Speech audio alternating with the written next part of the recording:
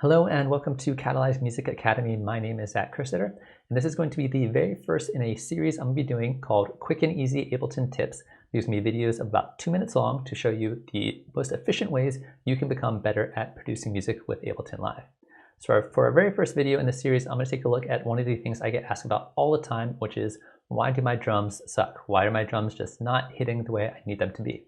And realistically, this comes down to two different things. This comes down to sample selection and it comes down to layering. So let's take a look at this beat. This is a beat that's just not working for me. Just doesn't sound that impactful.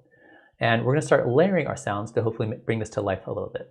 So to start off, this kick drum right here, it has a nice kind of like punchy impact to it, but it's not really hitting that hard.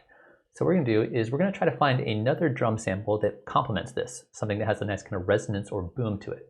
So I'm going to find like a nice kind of boomy 808. And then if I were to click and drag this on into my drum rack, it's going to replace that sample, which is not what I want to do. So I'm going to hit Command-Z to undo that. And instead what I'm going to do is I'm going to hold down the Command key or hold down the Alt key if you're on PC while you click and drag. And now it puts both of those samples inside an instrument rack inside that drum rack. So now when I play a single MIDI note, it's going to play them both together at the same time. I can then go in and I can start using volumes to start controlling which one we're hearing more or less. To kind of mix the two of them together. So I can get more punch or more boom, depending on how I layer them together. I can also go in and do things like add in like fade ins, fade outs, and transpose things as I need to make it hit exactly the way I want. So that's it, what we're going to do for our kick drum. Real quick, we're also going to try this out on a snare. We have a snare that sounds like that. We're going to go into our snare folder. We're going to find a different snare that we can layer with it. We're going to hold down the Command key. We're going to click and drag.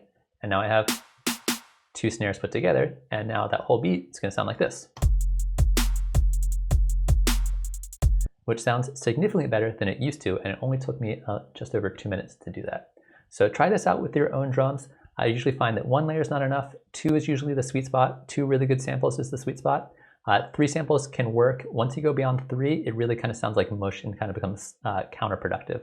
So try it out with your own drums, layer them up. It's the fastest and easiest way to get better sounding drums before you even touch any effects or any kind of processing or EQs or compressors or whatever. Try making sure you pick good samples and then layer those samples up, and then instantaneously your drum's going to sound significantly better. So that's it. Hopefully you enjoyed watching that. I'm going to be releasing another one of these videos every single week for the next couple of weeks. And if you did like it, please subscribe to the channel so that way you can check them out whenever they're released. Thanks for watching.